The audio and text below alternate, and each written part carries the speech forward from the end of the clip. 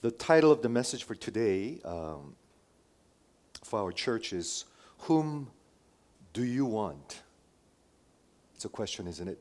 Whom do you want? Can I ask you? Whom do you want as your companion? Whom do you want for your life companion? Whoever? I don't think so, right? Is it going to be him? Or is it going to be him? Or is it going to be her? Or is it going to be her? However, the question that we would like to ask this afternoon from the truth and from the Word of God is, whom do you want as your king of your life? And you would be thinking, is that a question we need to ask? And I say yes for two reasons. Number one, because you all have one. You already have one. Okay? We all have this king who rules and reigns and leads your life. You already have one. Okay? And the second reason, which I think it's a little bit more intriguing, is because by our nature, we don't want any other king. By our nature. You just don't want any king in your life. This week, we began the Passion Week. And the word passion means suffering. That's a Christian word, people. This is the Passion Week. And the word means suffering. And we want to remember his passion. I don't think we should just kind of like brush it off. I think it'll be wonderful if you could just spend some time, if you love him, and think about his passion. And what was that passion? What was that suffering for? You know, Jesus walked on earth and suffered. Here's the reason. Because he wanted you. He wanted you and I. And I asked this question, whom do you want? But he actually walked on earth and suffered for you and I, so that we may be his, because he wanted us.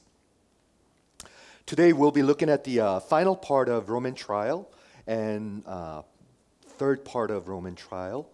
And that's when Pilate pronounced that he's not guilty. Now would you just imagine with me, we go to that Friday morning, 2,000 years ago, in front of the Praetorium, and you're among the crowd, thousands of crowd, okay, who will be calling, kill him, crucify him. Would you go there with me? Would you try? Okay. Pilate comes out and he said, he's not guilty, yet he's about to hand him over to the crowd, the mob by this time. They are hysterical. Okay.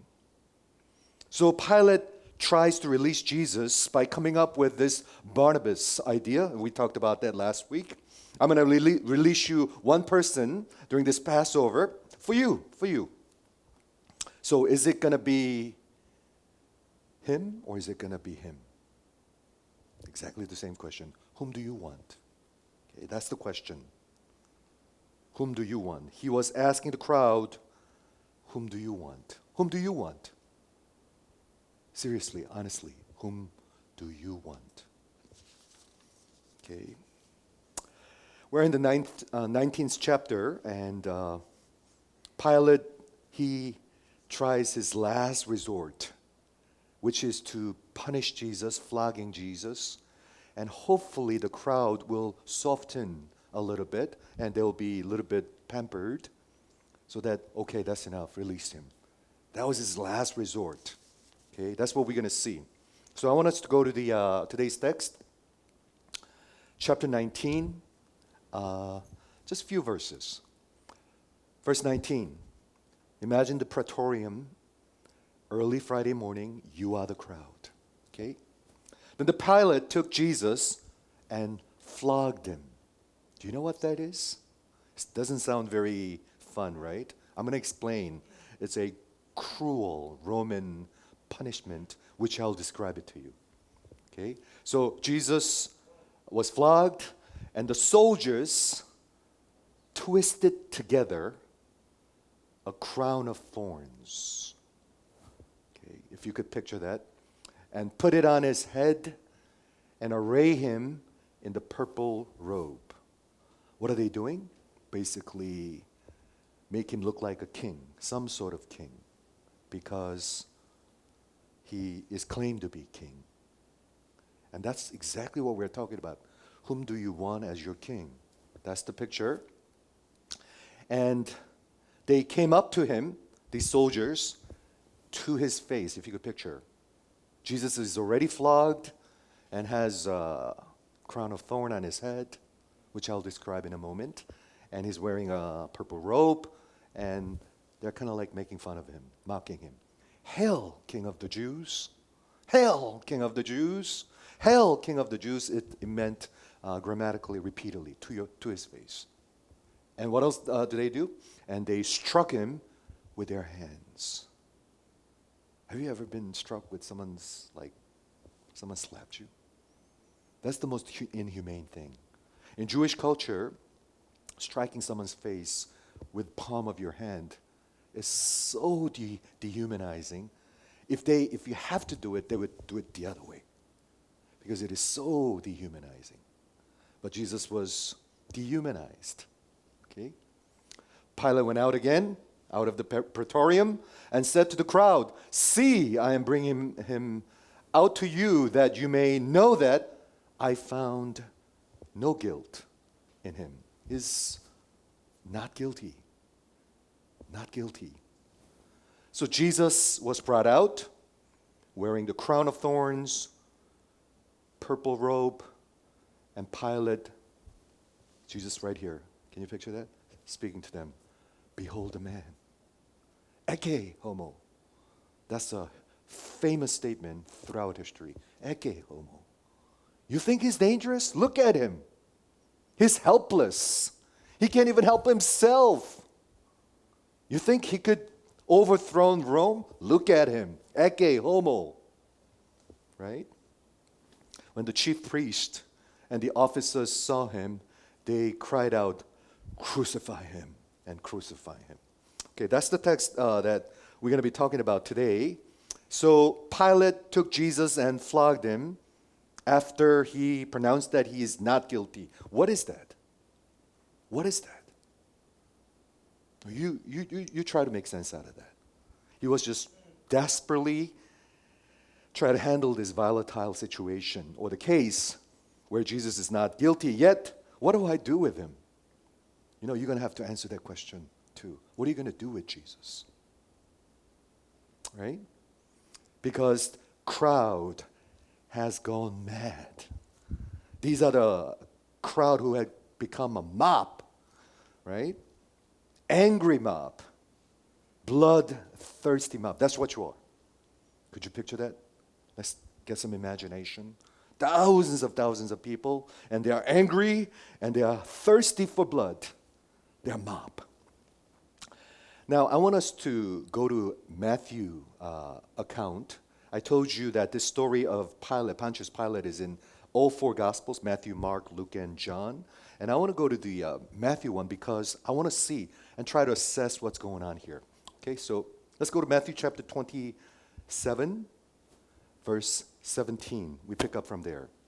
And here's the question. When they gathered, Pilate said to the crowd, pick up right from there, Friday morning, in front of the praetorium, with the crowd, "Whom do you want?"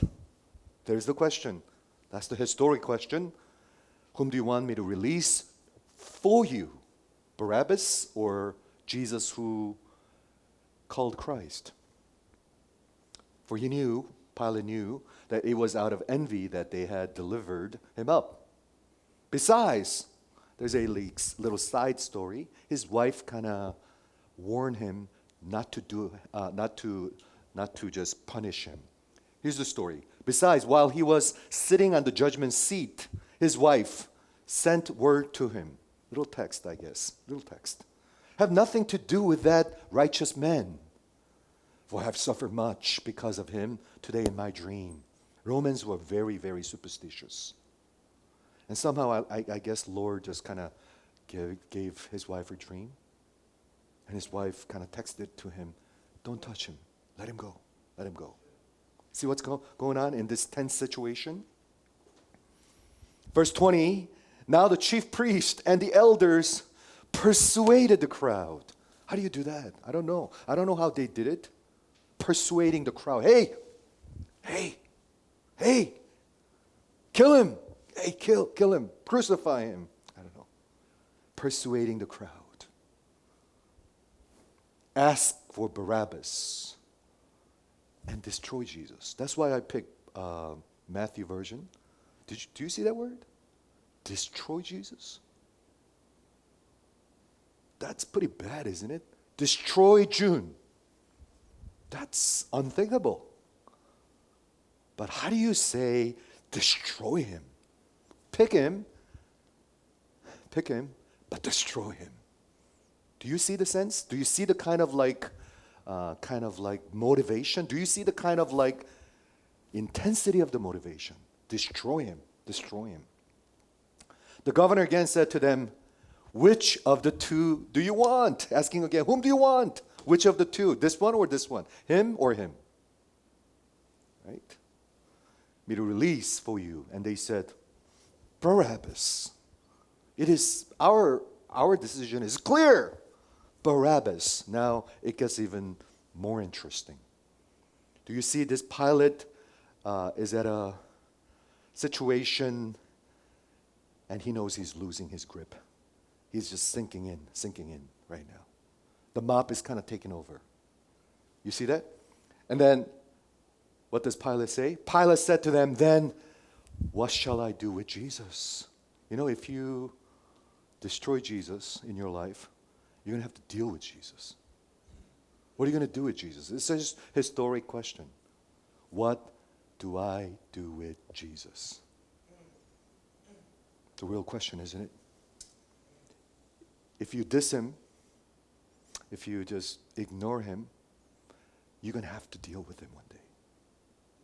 Okay? What do I do with Jesus, who is called Christ? And they all said, let him be crucified.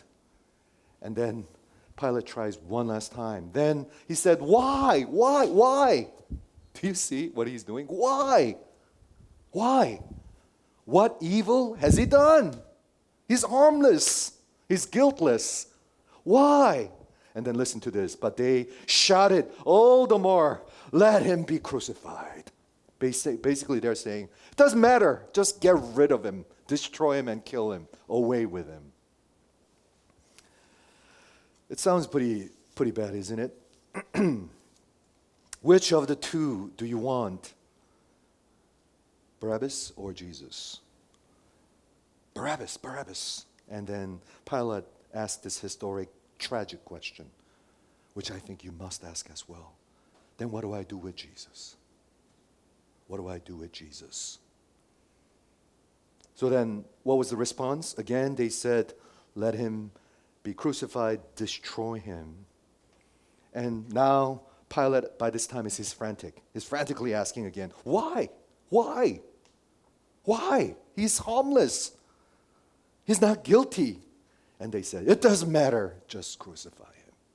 That's the story of Matthew 27. And I was preparing this week, and I was reminded of similar scene of crowd or the mob, which represents the humanity, by the way, just basically crying out to Pilate, crucify him. And I was totally reminded of similar story in the Old Testament. Okay? And where do we see that? There is that historic moment for the nation of Israel in 1 Samuel chapter 8. Israel was a special kind of country. It's a holy nation. God was the king. Literally, he was the king. It's not a democratic government, but it was a theocratic government. Democratic, led by the people. Theocratic, led by God. Theo. So God was their king, and God was speaking and ruling the nation through his judges. And Samuel was the last judge. You know Samuel, right? And Samuel was getting old, and basically the elders of the nation. Now listen to this.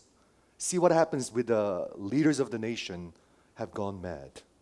So they basically said, this is wrong. We don't want this way. We want a king just like all the other nations. So they came to Samuel and basically said, asked for a king. Now appoint us for us a king to judge us like all the other nations. It sounds harmless almost, right?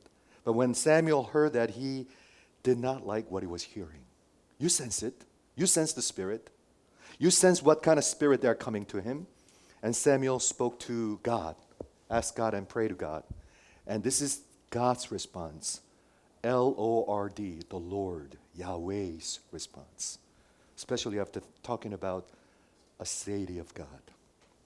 Okay, this is self-existent, self-sufficient, independent, who has no beginning and no end.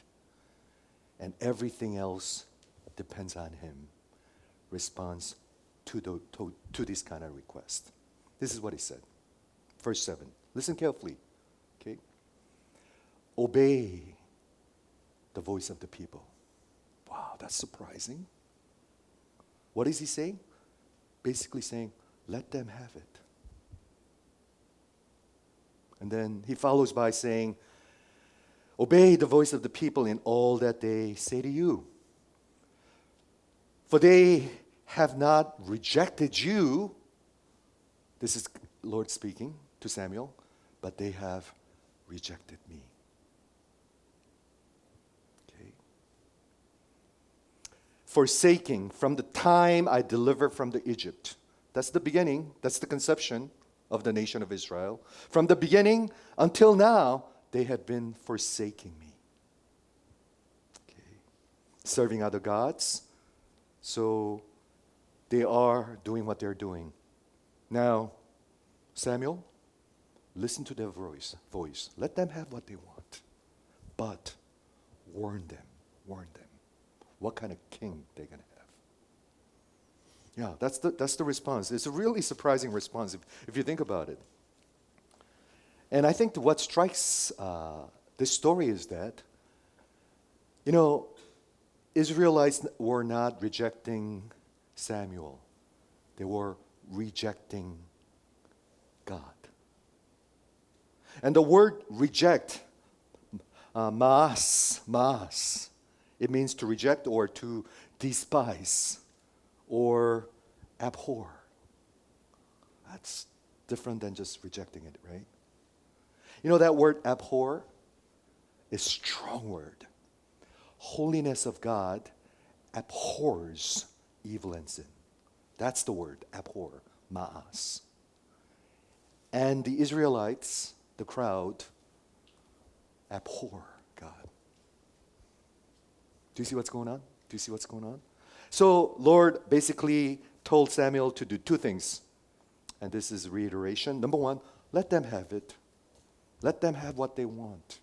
Now that sounds a little scary. Sometimes you ask your parents for something you can't ask for. And imagine your parents say, okay, just go ahead and do it. Something's not right. And God said, let them have it. Obey their voice. Okay? Sounds like what we hear in Romans chapter 1. And secondly, warn them. Okay? Because their choice or what they want is not rejection of Samuel, but rejection of the Lord. Do you remember in Romans chapter 1 when Paul describes humanity? Again, this is the crowd, this is the mob, this is the humanity. We're all talking about the same thing. When they continue to reject God and suppress the truth, although God has shown that He is eternal power and he exists, but instead of glorifying Him, we glorify created things. So if you continue to reject and continue to despise, continue to suppress the truth, then what does God do? And the famous response of Romans chapter 1, verse 24, 26, and 28. 3 times this expression comes up. God gave them over. Let them have it. You do whatever you want to do. Are you listening, people? Imagine an infant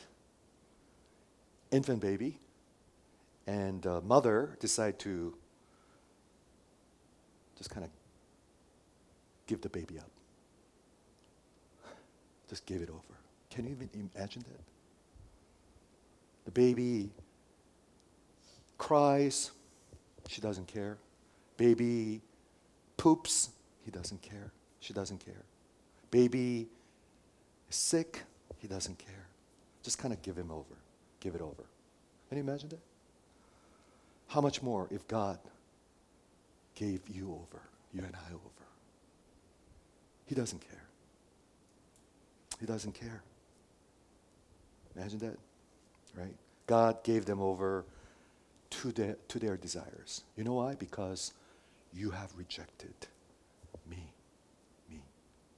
That's what's happening in John chapter 19, which is in Matthew 27. That's what has happened in 1 Samuel chapter 8 in the Old Testament, in Jesus' time, and perhaps that is what's happening now. Are we different? Is the world different? Right? Perhaps that is what the Lord is doing right now to the Western countries and perhaps even our nation. Just kind of give it over. Let Him have it. Let them have it. It's a pretty striking thing. Now we come back to John chapter 19, and I want to describe His suffering. Okay? Now that's a transition. You rejected Him, forsaken Him. Now what does He do? Okay, we want to take a look at that. Verse 1, then Pilate took Jesus and flogged Him. I'm going to describe flogging in a moment, and I think it's good to learn, good to know that. And what else did they do? And the soldiers twisted together a crown of thorns. Crown of thorns needs to be twisted together. You know, if you could just picture with me, I told you this story many times. Several years ago, I went to a country called Jordan, which is right next to Israel. And I was just walking on a street and just random.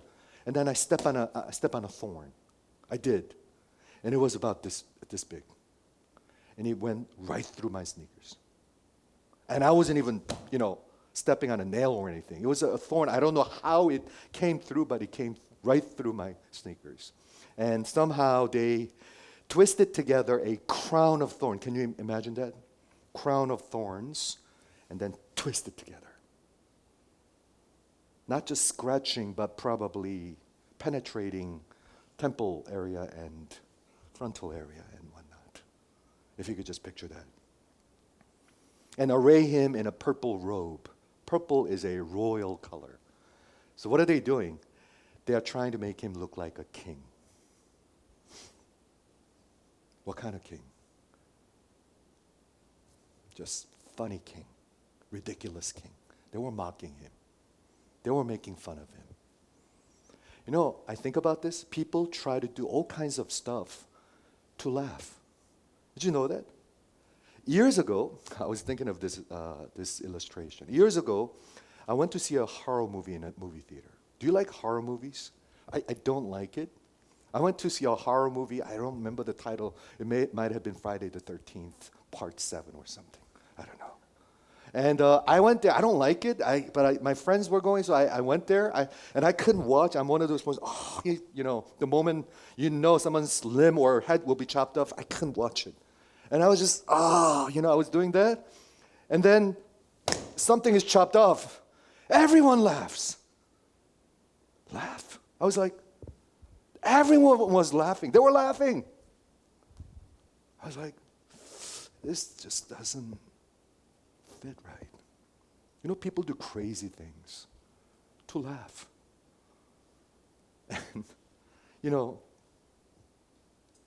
this is what they're doing to laugh, mocking him.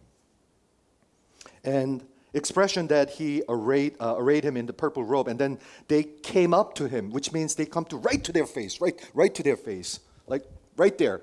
His dripping blood with the thorn of crown and the purple robe, and he was already flogged, and they say, "Hail to the king! Hail to the king!" What are they doing? Just making fun of him and mocking him. Pilate is trying this to free Jesus. But it's going to fail. So this is the last resort, and basically, so he had him flogged and maltreated, mocked, paraded before the mob, and perhaps he was kind of like seeking for some sort of like pity from the crowd, which they don't have. When the mob sees the blood, they become like a pride of wolves. That's what human beings are. Pride of wolves. And they laugh. They laugh, just like when someone's limb is chopped off or head is chopped off in a horror movie. They start laughing. They're laughing. They encourage one another to laugh.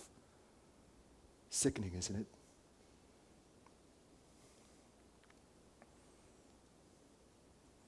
Not only he was appealing for pity, but definitely he was telling the crowd, this man is not dangerous. Don't you see him?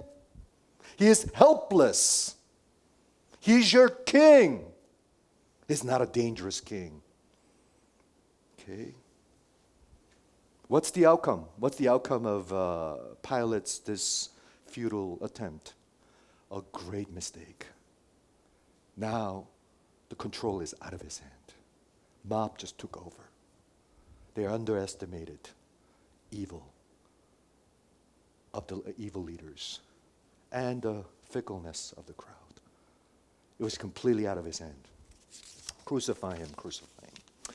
I want to explain flogging, okay? I know you may have seen this picture or you heard about this, but I want to show you flogging. Could you show this just once? And then, so that later on people could see it. Mm-hmm. Do you see that? That's Roman flogging view. Okay. Roman scourging or flogging is a Roman very brutal way of punishing their criminals. Basically, the victim was often tied to a post, as you see it, with his back exposed. Like back exposed, and he's tied to a post.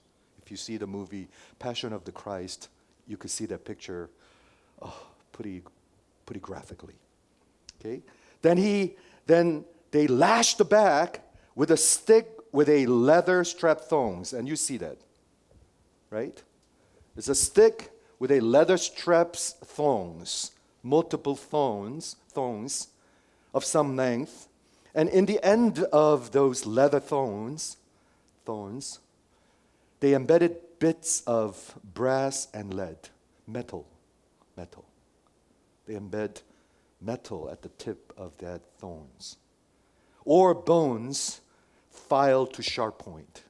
You could picture that. You could see this weapon, right? You see this weapon.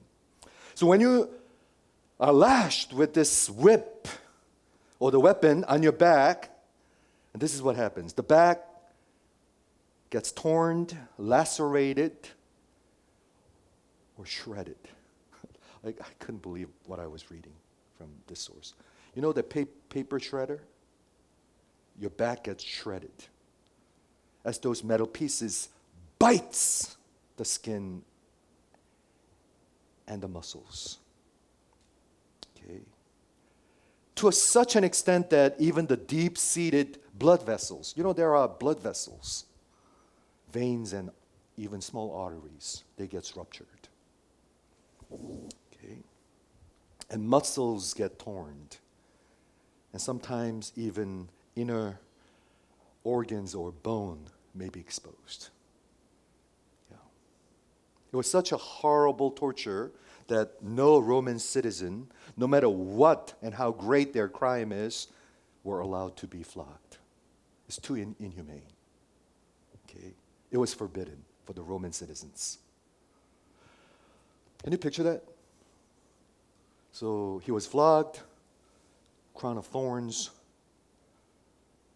and purple robe, and he was dragged and paraded, standing in front of the praetorium.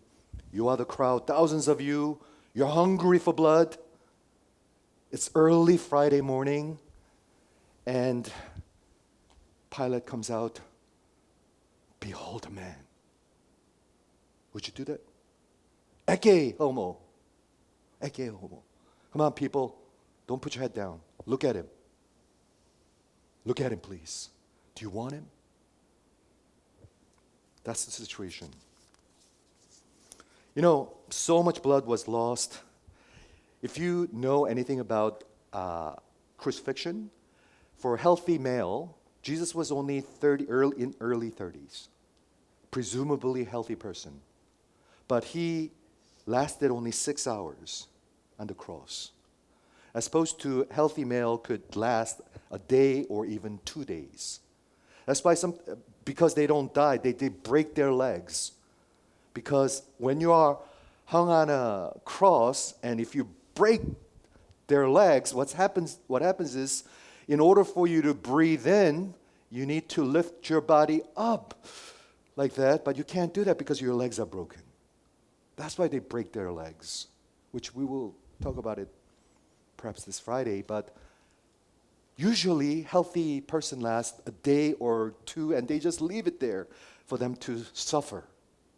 But Jesus only lasted 6 hours. And perhaps this explains it. And I don't think that's why, but can you imagine the heartache he went through on the cross as he bore the sin of the world? Okay. So why so much suffering and affliction and humiliation? Now, would you stay with me? Somebody asked this question. Why not just, if he had to die for us, why not he just came down on a parachute, right on Calvary, and go to the cross and die? Why such mockery and scourging and beating and humiliation? Why? And I'm going to try to give you three answers. Okay, why? Number one, in Isaiah chapter 53, verse 5, it was prophesied hundreds of years ago, 700 years ago. And this is what is written in verse 5. He was pierced for your transgressions, and he was crushed. His body was crushed, his bone was crushed, right? He was crushed for our iniquities. Upon him was the chastisement or punishment. He's being punished so that you may have peace. And then the last statement is, because of his wounds or flogging, you are healed. Would you just pause for a second and think about that? He was flogged so that you may be healed.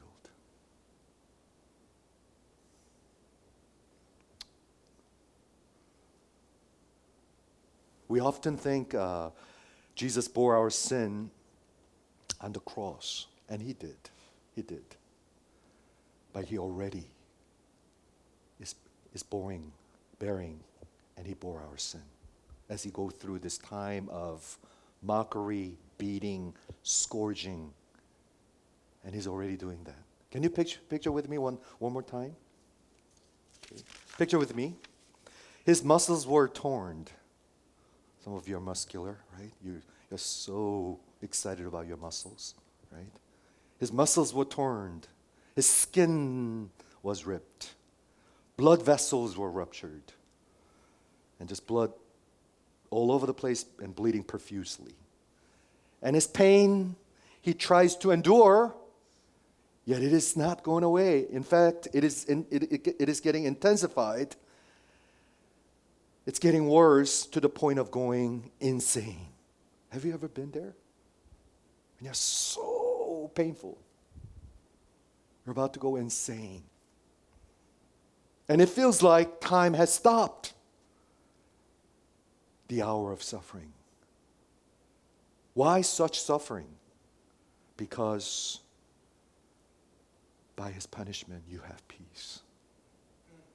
Because by his flogging you may be healed. Do you need healing? Ecce homo.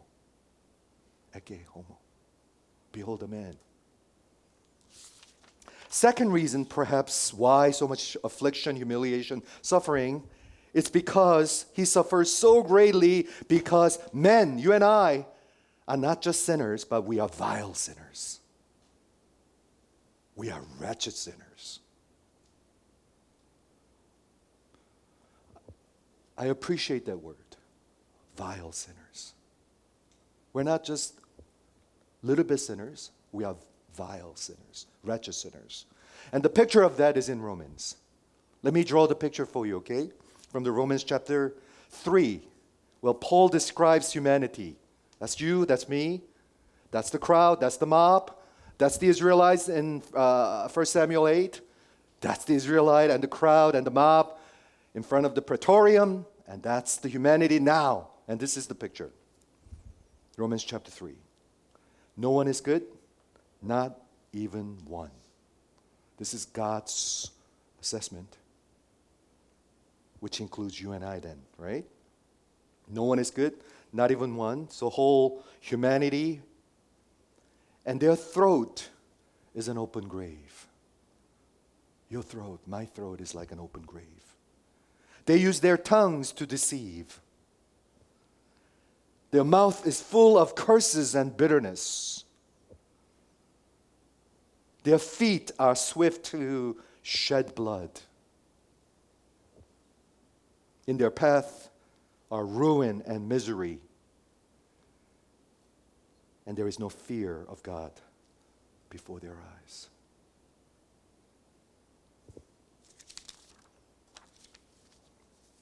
I was reading Romans chapter 3 and thought, wow, that sounds like John chapter 19 that we are looking at. That Friday morning, that crowd, that mob. That sounds like them. Their throat is like an open grave. They are swift to see blood. And there is no fear of God whatsoever. You know what that means? You were standing there. I was standing there.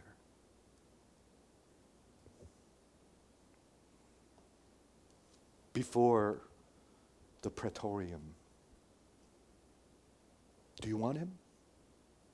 Do you want him as your king?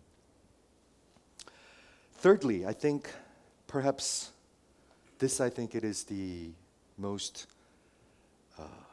convincing reason perhaps. Third reason why so much of affliction, humiliation, and suffering is because Luke chapter 22, verse 53, Jesus was arguing with the Jews and basically said, this is your hour, the hour of the power of darkness. Satan just kind of took over. And Satan just doing everything possible, thinking that he's winning, right? But that's the hour that God has planned from the beginning. In fact, from the eternity past, isn't it? Genesis chapter 3:15, the first prophecy of Messiah. The serpent will bruise the heel of his the woman's seed. That's Messiah Jesus. This was the plan of God. God has planned this. God has allowed this to happen. You know why? Because our God is a suffering servant God. Our God is suffering servant king. Is he all of a sudden like that? No. Remember? God was always like Jesus. Yahweh is suffering servant king.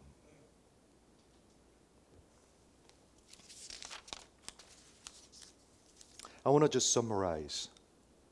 And don't lose me now, please. Stay alert. So what did Pilate do? Pilate brought him out to the crowd. Right? Verse 5. Jesus came out wearing the crown, wearing the robe. He was flogged and standing next to him and telling the crowd, "Behold a man!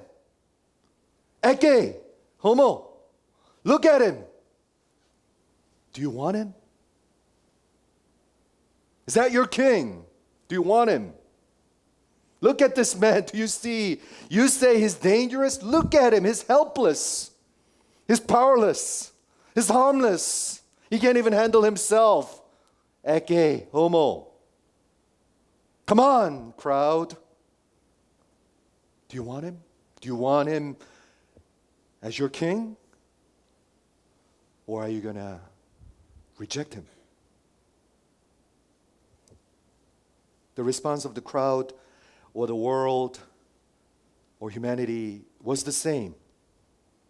Whether it was in 1 Samuel chapter 8 or in the Gospels or now, we want Barabbas. And then Pilate asked, "Then what do I do with Jesus? What do we do with Jesus?" And they said, "Kill him. Crucify him. Away with him. We want another king." Do you see that? We want a king, but not him. We all have a king.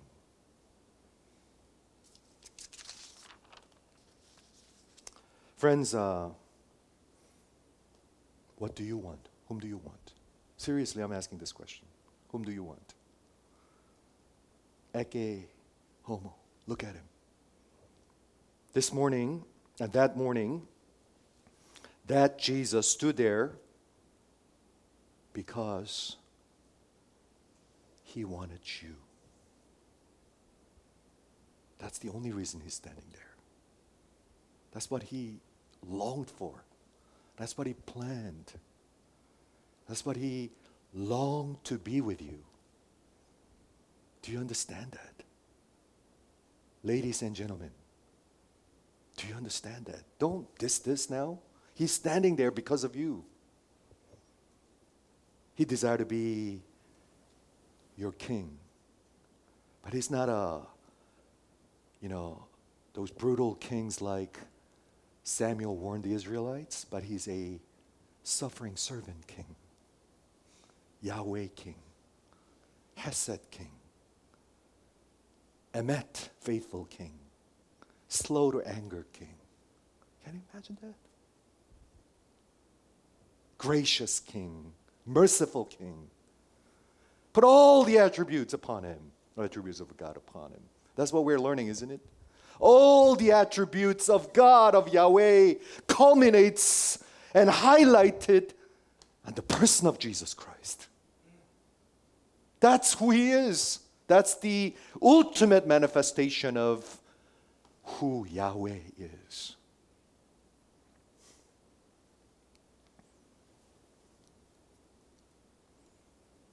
Yeah, he's standing there because he wants you. Although you have rejected him. Right? Just want to ask you the first question that I asked in the beginning. Whom do you want? You can't say, "I'm neutral, I'm middle," because there's no such thing. You either make him the king of your life or you are rejecting him. Bottom line, people. Bottom line. And it has nothing to do with how long you've been going to church. Okay. Would you like to give your throne of life to this king who loved me and gave himself for me like this? Would you let him have your future? Would you let him have your plans? Would you let him have your life? Would you? Would you go to that praetorium of that Friday morning right now, people? Right now, with me. And Pilate is asking, whom do you want? Would you kneel down before this king, eke homo, who loved me and who gave himself for me, and let him be the king of your life? Let's pray.